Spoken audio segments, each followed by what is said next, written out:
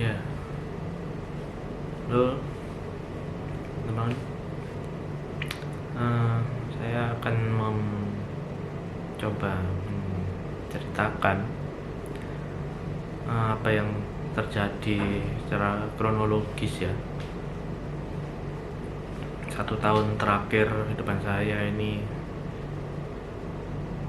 momen perceraian dan 1 tahun pasca perceraian sampai sekarang ini, kurang lebih 1 tahunan. Jadi pada Juli 2020, 7 Juli 2020, Pengadilan Negeri Sidoarjo memutuskan pernikahan saya bercerai. Saya digugat tanggal 21 April, Mei, Juni, Juli, 4 bulanan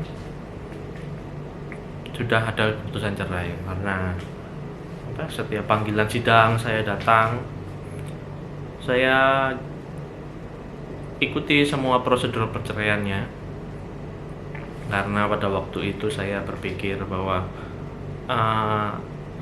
saya tidak takut ya digugat cerai, dipanggil pengadilan, ya saya datang ya kan. Saya coba jelaskan menurut sudut pandang saya. Ada poin-poin cerainya itu, kalau bisa saya kasih slideshow, saya kasih lihat gugatannya itu ya, mungkin di sini ya. Di mana saya kasih lihat, nanti saya kasih cuplikannya. Saya digugat di poin-poin berikut, di mana saya menekan secara psikis, memisahkan orang tua dan anak. Ya, saya dibaca sendiri ya. Ya, itu tuduhan itu, dan saya juga pasti punya argumen. Saya tulis semua itu di jawaban gugat. Jawabannya itu lewat tulis makalah gitu ya kan. Kita kumpulkan di majelis, minggu depannya dibacakan hasilnya gimana. Ya, semua prosesnya saya ikuti. Saya tidak pakai pengacara, saya datengin sendiri. Dan ya itu, saya digugat, saya diputuskan bercerai dengan putusan pengadilan bahwa bercerai. Dan yang jadi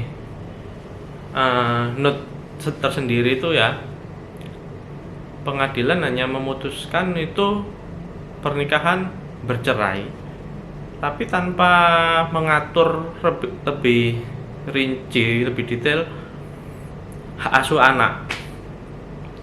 Tidak ada peraturan tertulis hak asuh anak ini saya harus menafkahi anak sebesar berapa per bulan gitu, tidak ada.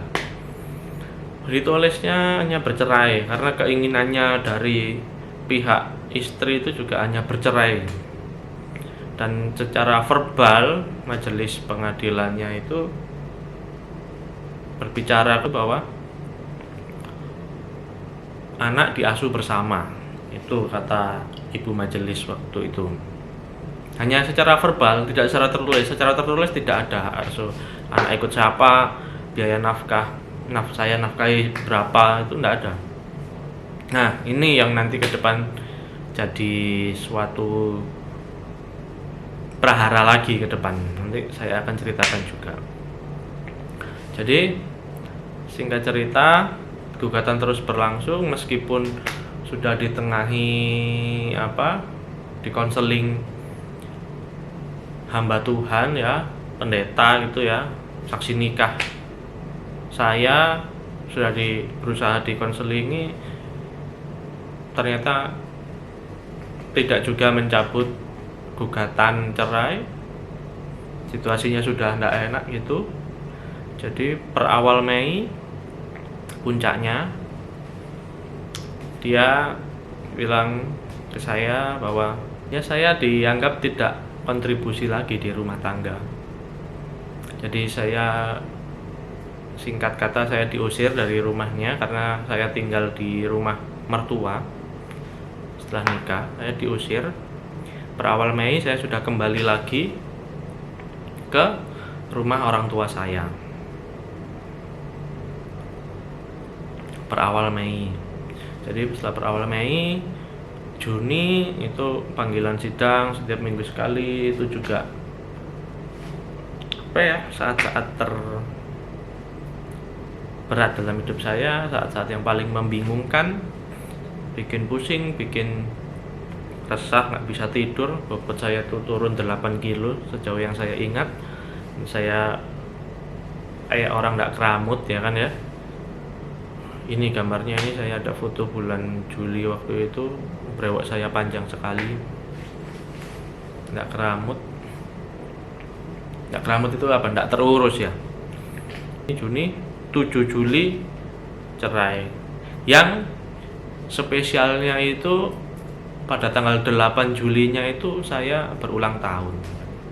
Jadi menurut saya itu kado paling indah dalam hidup saya. Kado ulang tahun paling indah dalam hidup saya.